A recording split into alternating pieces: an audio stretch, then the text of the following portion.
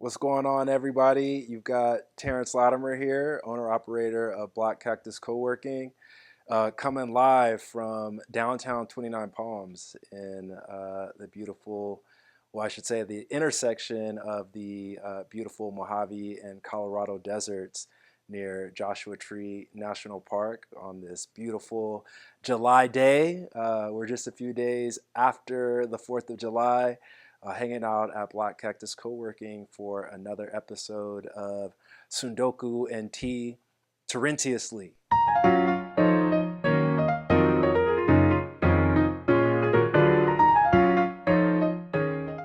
And if you remember, Sudoku or Tsundoku is the Japanese concept of allowing books to pile up, right? Without the pressure of feeling the need to read them. Now, being intentional, we recognize that we read as an opportunity to improve ourselves, to improve our understanding, and as an opportunity to be able to share someone else's point of view. And so we are working through our respective reading list at our leisure, which the summer is certainly the perfect opportunity to do so. Today, we are going to be reading from a book titled Exhibiting Blackness, African Americans and the American Art Museum by Mrs. or Miss Bridget R. Cooks, which you can see a version here. A little bit about this book. Some of you may or may not be aware that I have been lucky enough to be shadowing a prolific artist named Akinsanya Kambon. Now, Akinsanya is just an amazing human being, amazing artist. He has over 3,500 pieces of ceramics that he's created in his career. He's also a former Black Panther and a Vietnam vet, right? And I say all that to provide some context to how I even became aware of Bridget, where Akinsanya again he's been willing to bless me with the opportunity to share time and space with him. And so a couple months ago, he and I were hanging out. We went to the California African Arts Museum in downtown Los Angeles for the day. We were having a creative adventure and decided that we wanted to check out some of the exhibits that were taking place at CAM. Now, that day, we had an opportunity to run into Bridget, who, in addition to being a professor, I believe she teaches at UC Irvine in Southern California. Um, she also is responsible for curating exhibits across the country, as I understand it. And that day, we had an opportunity to run into her. I didn't know that she and Akinsanya had a relationship with one another. To give some additional background, it actually turns out that Bridget was heavily responsible for, as I understand it, again, I'm not completely 100% sure how it works, but awarded Akinsanya with the Best in Show award that the Hammer Museum, UCLA's Hammer Museum, produces every year. And so it was sort of serendipitous in that we ran into Bridget and her friend and colleague, a beautiful young lady named Gayla Sims, who also happened to be there with her father. And we had an opportunity to commune and discuss all things Black art or African art at the California African Arts Museum. And it was just such a wonderful day, an opportunity for me to learn about what it means to curate a collection of African art or art in general.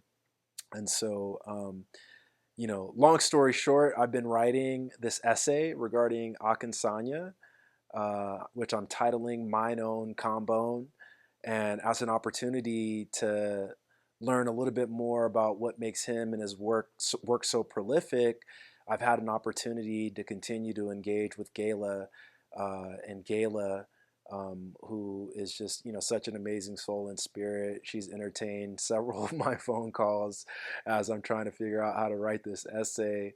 And one of her recommendations was to actually pick up this book, Exhibiting Blackness by Bridget. which has been, really exciting.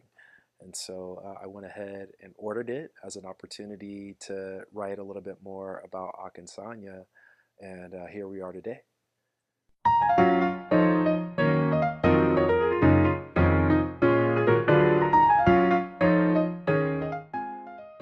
You know, as we all remember, the core tenets of Tsundoku and tea torrentously come in the form of working through our pile of books, but it also boils down to the tea.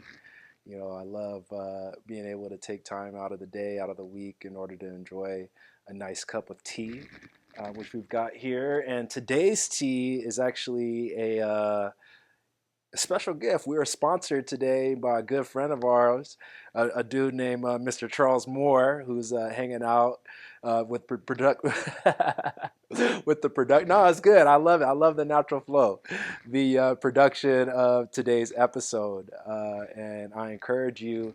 If you've never met Charles, definitely check out his film company or a production company known as More Concepts, as well as checking out his television station or platform called The Platform, which is a media and distribution tool built on Roku, the technology of Roku.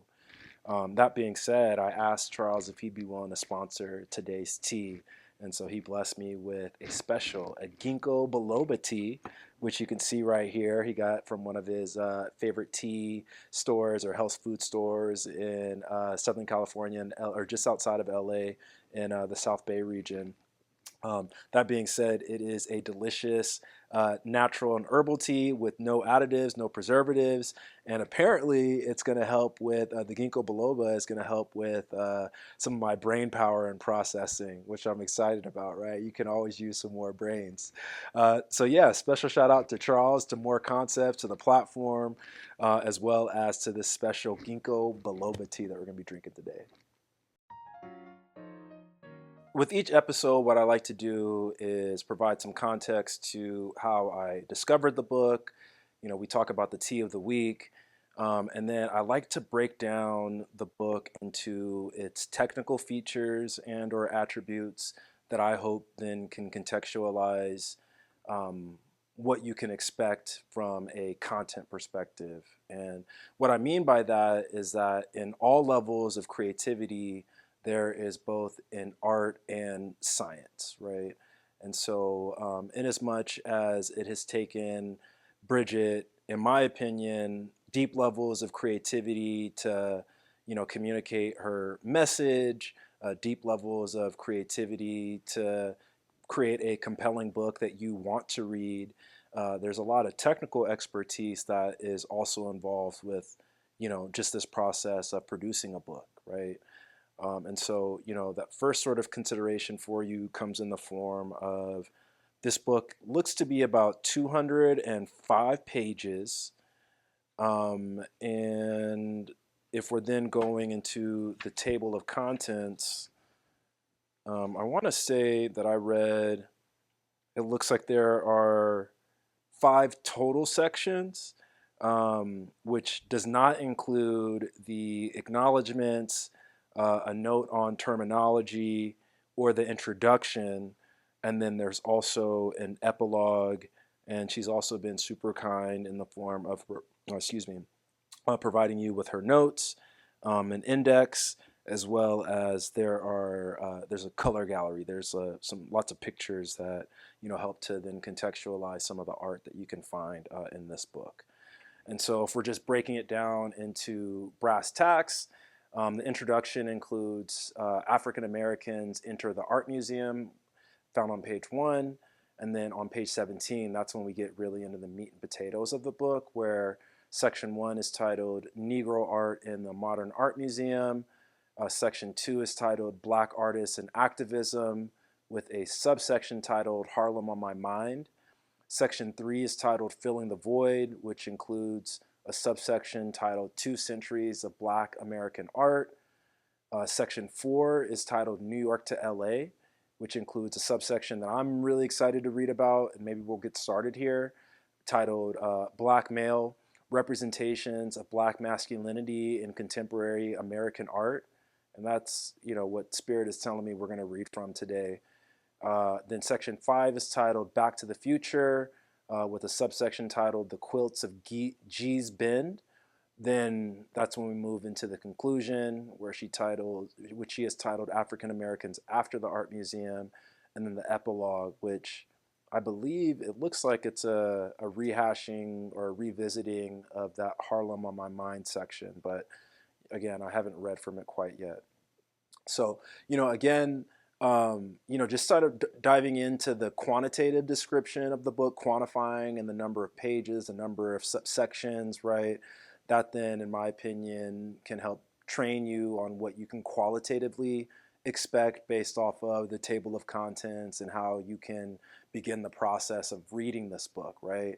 And again, just through this lens of Tsundoku and tea, um, everyone, well, maybe not everyone, but I would argue that in a lot of the schools that we go to, and, even college, for example, they really sort of teach us that we have to begin books by reading the beginning, middle, and end. Whereas you have total autonomy to read what's compelling to you, what's interesting to you when you want to, right? And so if you decide that you want to get started with the end of the book, go ahead. If you want to get started right in the middle, that's certainly something that you have the freedom to do. Or if you want to get started with the beginning, right? The goal is to approach reading from the lens of what makes you feel comfortable just getting started, right? What compels you to want to take on someone else's point of view, that you might be able to improve your own circumstances and your own understanding. Um, that being said, before we dive into, what was it, section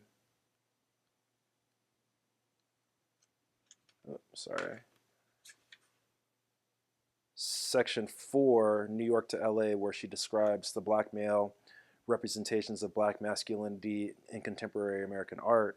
We're going to read from the back section of the book, right? Which, again, there's lots to consider before we get into the meat and potatoes of the book today.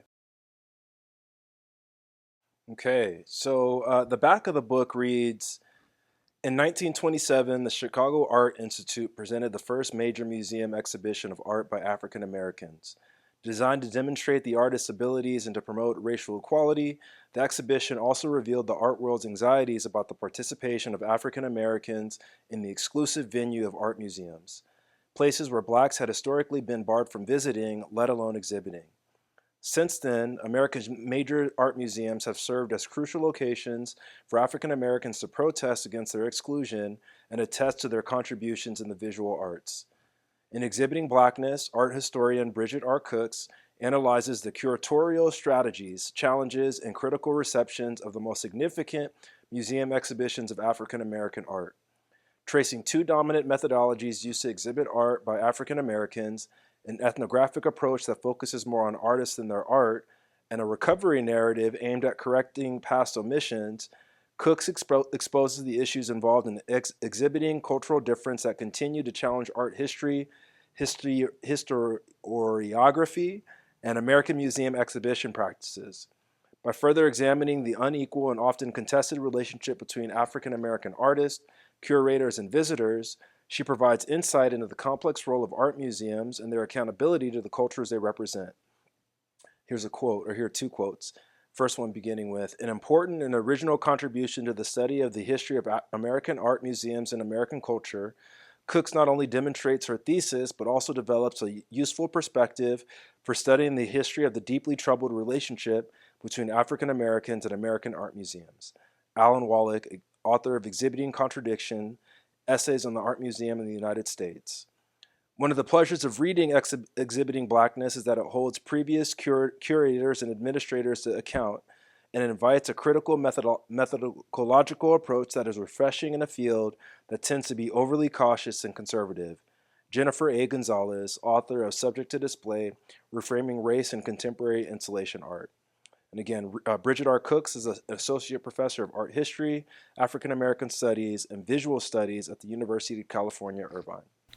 Okay, so we're getting started with this book, I want to say 2/3 of the way through with chapter 4, titled New York to LA. Black Male Representations of Masculinity in Contemporary American Art, 1994 to 1995. I felt most compelled to read this section of the book.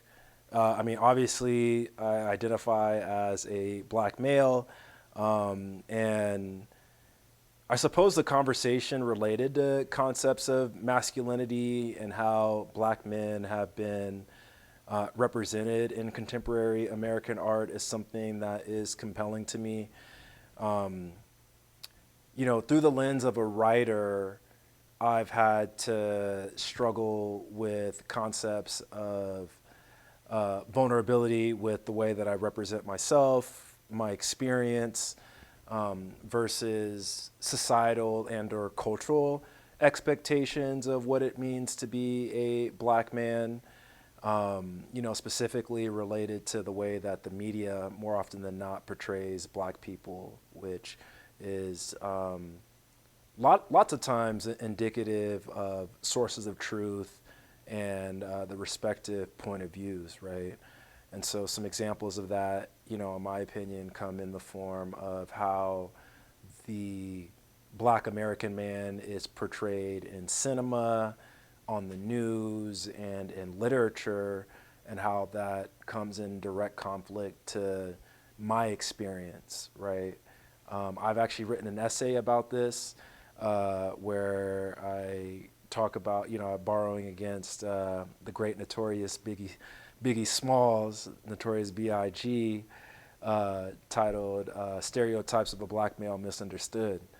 Whereas I never really identified with gang culture or, concepts of violence or, not being there for the women in my life, if I'm being perfectly honest with you, which has, in my opinion, been such a hijacking of the narrative related to my own experience, right?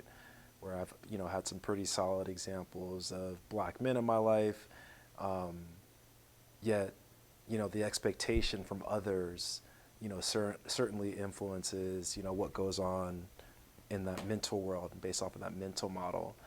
And so anything that we can do, in my opinion, to contradict negative stereotypes, particularly through the art world, in my opinion, is something that we want to amplify. And so that's mostly why I feel compelled to read from this section. So this chapter is about 24 pages. We're going to read as much as feels natural and organic. But yeah, let's go ahead and get started. Chapter 4, New York to LA, Black Male Representations of Masculinity in Contemporary American Art. In 1976, Driscoll and Lachma got it right with 2 centuries by showing that communities of people who do not regularly constitute the art museum audience could be made to feel welcome if their artistic contributions were recognized and people of their racial group were involved in the production of the exhibition. This collaborative approach benefited the art museum by increasing its audience and financial revenue. This was an important revelation in the relationship between art museums and black artists, especially after the public relations fiasco of Harlem on My Mind. What followed 2 centuries was an increase in the visibility of black American art in the 1980s through 3 major exhibitions: Hidden Heritage, Afro-American Art, 1800 through 1950 at the Bellevue Arts Museum; Sharing Traditions, 5 Black Artists in 19th Century America at the National Museum of American Art at the Smithsonian; and Black Art, Ancestral Legacy, The American Impulse in African American Art at the Dallas Museum of Art in 1989. Each show included artists featured in 2 centuries and elaborated on its themes. At the same time that these exhibitions celebrated Black American art from the 19th and 20th centuries, contemporary Black American artists were impacted in a struggle for representation in the art world. It became clear during the 1980s that exhibitions of Black American art were engaged in an effort toward mainstream recognition on 2 separate but related fronts. First, the corrective exhibition of Black American art continued to provide an in-depth historical examination chronologically and thematically. Second, contemporary artists and curators were concerned with breaking the historical cycle of omission by exhibiting the work of Black artists in their moment of production. The cultural wars of the 1980s brought frustration with the traditionally conservative exclusionary practices of art museums to a head. In response, 3 New York museums, the Museum of Contemporary Hispanic Art, now defunct, the Studio Museum in Harlem, and the New Museum of Contemporary Art, mounted the Decade Show, Frameworks of Identity in the 1980s, the exhibition that defined the art world and art exhibitions of the 1980s. By centering on the work of artists marginalized by the art world because of their cultural identities, curators, artists, and art activists challenged the canon of American art through exhibition. The Decade Show served as a corrective intervention by claiming the art world for those cultural others and provided an institutional critique of the 1980s art world through the unique strategy of solidarity and difference that was successfully broached by these 3 institutions. The tripartite show was part of a surge of challenging artists, activism, and exhibitions that contested the institutional racism and conservatism of American art museums. Whether or not racial identity was subject of their works, the presence of the proud racial difference of the artist was in conflict with the assumed standard of the elevated white quote-unquote norm in American race relations and in the art museum. Guided by the right-wing administrations of President Ronald Reagan and George H.W. Bush, the National Endowment for the Arts functioned conservatively as a watchdog group to decide which art should and should not be validated as American art. Art that asserted criticisms of Americans' colonial history, the increasing economic gap between the haves and the have-nots, conservative religious and family values, and the unapologetic persistence of police brutality against Black and Latino men was simply not welcomed or tolerated by the NEA. In the late 1980s and early 1990s, the cultural wars were happening on the streets, universities, congressional meetings, and museums. Kind of sounds like what's going on today, huh? This chapter investigates the controversial art exhibition Black Male Representations of Masculinity in Contemporary American Art, exhibited at the Whitney Museum of American Art in 1994 during this volatile period.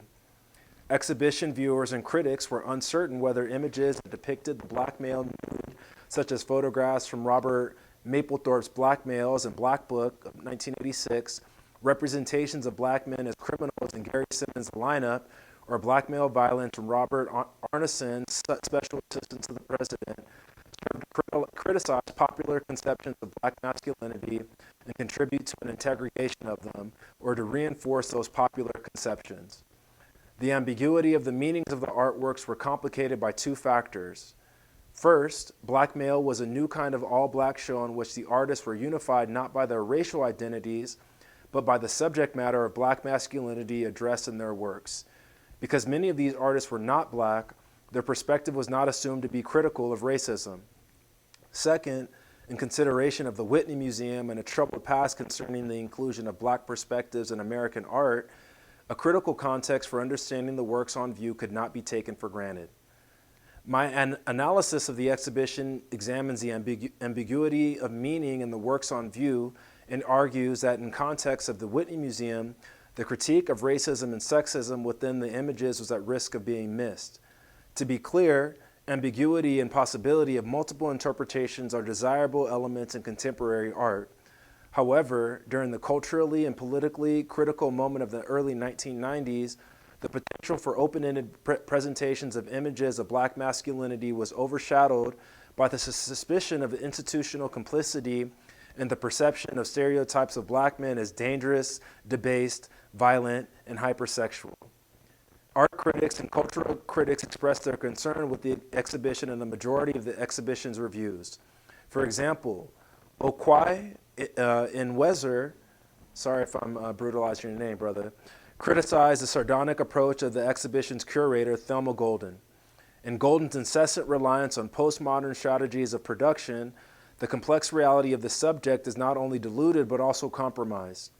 Likewise, many black viewers were concerned about the potential effect of the images, particularly on white viewers' perception of black men. Okay, this is a good opportunity to pause and just like dive in a little bit.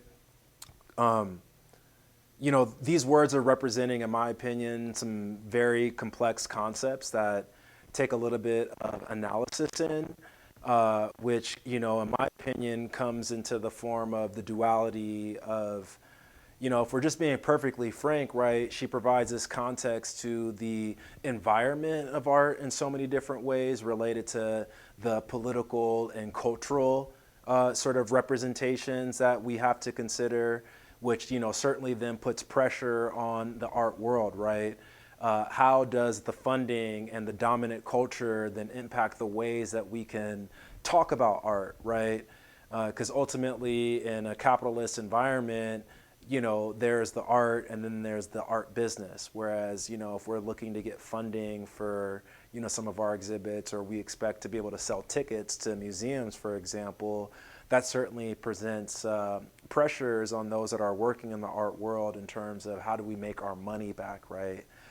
Now, the nuance comes in the form of, through that lens, right? If we are only motivated by money, how does that then impact the quality of art and artists that are being represented and or highlighted based off of these exhibitions, based off of the museums that are allowing these artists to, get some of their shine? And so, I think some of the criticism or just some of the point of view comes in the form of, are we readily accepting what the dominant culture is telling us we are allowed to talk about based off of the environment, versus getting to the heart of the matter, which is those that are criticizing the dominant culture and their point of view, they equally, if not more, deserve a platform that offers the opportunity to criticize the very limiting and narrowing view of, what the dominant culture is considering to be acceptable, right? And so through this lens of Black masculinity, right, are we only reinforcing those groups, that the subject matter that is telling you that these are the definitions of Black masculinity in the form of violence, in the form of hypersexualization, that's sort of reinforcing what's already been established in your consciousness, right? Versus those artists that are looking to challenge the status quo, right? Which, and sort of, my contemporary, sort of parallel to that comes in the form of the 2025 film Sinners by Ryan Coogler, which, has been dominating headlines in more ways than one, but, directly related to a lot of the experience of the Black creative, which is, the criticism of the dominant culture versus a nuanced level of criticism versus, white liberalism and the lack of, in my opinion, objectivity that white liberals can sort of take against themselves related to their own versions of stereotyping, to their own versions of racism that maybe they are unable to see, right? Which I think Bridget is doing an excellent job of criticizing. And maybe this is an opportunity for us to take a little bit of a pause as we consider, the next chapter or where we're going to continue to read from. We just got done. If I'm being perfectly honest with y'all, I didn't realize, and I should have known, how complex this book is going to be.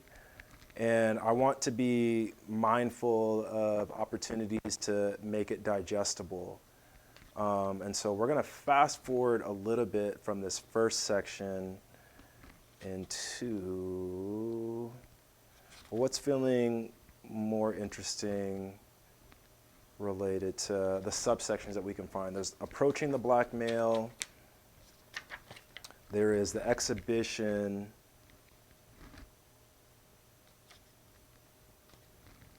There's not Black male to me. Moving west. The AARM exhibition. And let's see. And then it looks like it starts to wrap. I mean, the next one feels kind of good for me, the approaching Black male. Yeah, let's go ahead and read from here a little bit, where it reads, while preparing for the 1993 Whitney Biennial, then newly hired curator Thelma Golden began thinking about a thematic exhibition that would address representations of race and sexuality. Co-organizing the 1993 Whitney Biennial, Golden's first exhibition at the Whitney, and the museum's most diverse biennial in terms of the race and sexuality of the artist, no doubt had some influence on her exhibition idea. Most of the reviews of the biennial were unfavorable, opposing the exhibition's inclusiveness and reducing the meaning of the works to quote-unquote identity politics without exploring further.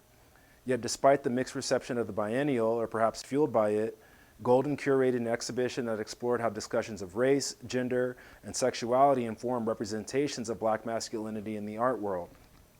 Her exhibition included perspectives from artists who are Black and male and others who are not. What was going on in the world concerning Black masculinity in the early 1990s was being played out through a series of media events, not only through the cultural world's struggle for affirmative action, the visibility of racial and sexual differences, and cultural equality, but through incidents like the Rodney King beating and the subsequent 1992 Los Angeles uprising and the O.J. Simpson double murder trial in 1995. Now, taking even a pause here, and this is something that I learned from Akinsanya, which you see here, she ties it the Los Angeles uprising, right? Which, if we consider how a lot of the media refers to the Rodney King beating and the subsequent violence that we saw after that, it's actually titled a riot, the Los Angeles riot of 1992. And as someone that's from Los Angeles, born and raised, I'm very sensitive to the nuance of, the descriptions of certain events, right? Or cultural events, we should say, and how that then plays out in terms of the conscious levels of understanding. How we define things, the terms of things, certainly influences the way that we perceive and remember them, right? So I really appreciate that level of nuance that she offers here. She titles it the Los Angeles Uprising of 1992. In the art world, the 1993 Whitney Biennial highlighted the problem of the lack of diversity of artists in the mainstream art world by exhibiting the work of many who had been excluded. Partly because of this exhibition, along with the previously mentioned Decade Show, issues of difference and power were brought to the cultural forefront. Golden approached artists Leon Golub and Nayland Blake with the idea of having race and sexuality as the themes for a future exhibition. The artists were receptive to the idea, and thus Golden had found the first two of 29 artists who would exhibit work in Black male. Beginning with art created in 1968, a crucial year in history for Black Americans in the Civil Rights Movement, this multimedia exhibition sought to explore Black masculinity in art, film, video, and television through 70 works. The exhibition received a great deal of attention because of its ambition and the complexity of its subject matter. Although the title is an intriguing double entendre, referring to Black men and the manipulation of power through blackmailing, Black male also introduced the exhibition through an anthropological framework as if the show would enact the examination of specimens on display. The word suggests a description for the identification of a type, promoting the visual act of racial profiling in scientific terms and perhaps criminal suspicion. The independent curator, Jorge Daniel Veneciano, has discussed the font chosen for the graphic design of the title, Memphis Medium, as a slight modification of the 19th century typeface used in wanted posters. Wow. Wow. He suggests that this typological kinship returns us to its deliberate association with transgression. The title also tapped into popular American negrophilia and negrophobic beliefs about Black men that reflect both the erotically charged admiration of the Black male body and fear of Black sexuality, ability, strength, and violence. Okay, see, this is like stuff that we gotta this is just heavy stuff, man. We're probably like a third of the way done with this chapter, maybe not even that. So, something that I've learned as a writer is that, up to 70% of human communication is nonverbal, right? And so if we're then mindful of the limiting nature of words, which I respect so much, it's that words are limiting in that they typically represent a lot of what we see in nature in the form of body language. So the limiting nature of words, in my opinion, comes in the form of words are associated with the natural way that we use our other senses, right? We've got 5 senses. We hear, we smell, we touch, we feel, or whatever the five senses are. I'm freestyling here a little bit. But that being said, they are limiting, right? You know, body language, tonality, even some of the visual cues that, you know, represent what we are trying to communicate offer a lot of context to the content that words represent.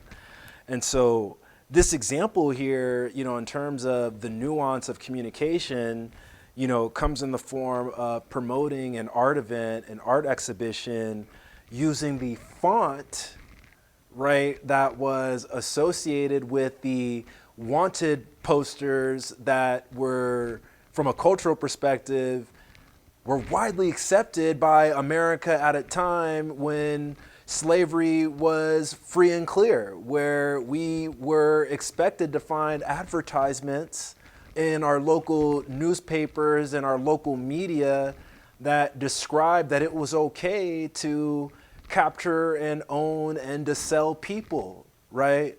And so where does that take us mentally, right? When we then have to consider the recall, the rehaving that is available to us, right? When we have to consider that at one point in history, the black man, the black woman, black children were commodities for all intents and purposes, that were as widely available to advertise and to sell against as the modern car or a cheeseburger commercial, for example.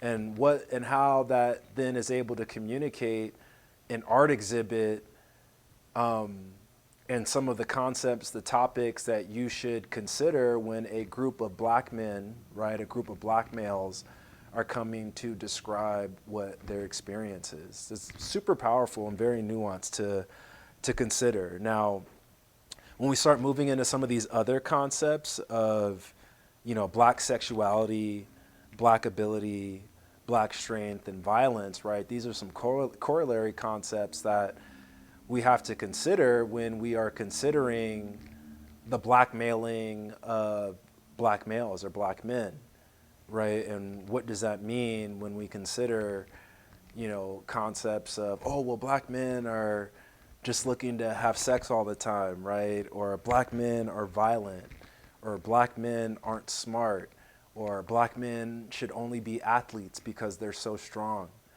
right? What does that do to you as an individual when you are considering, you know, the limiting nature of those concepts, right?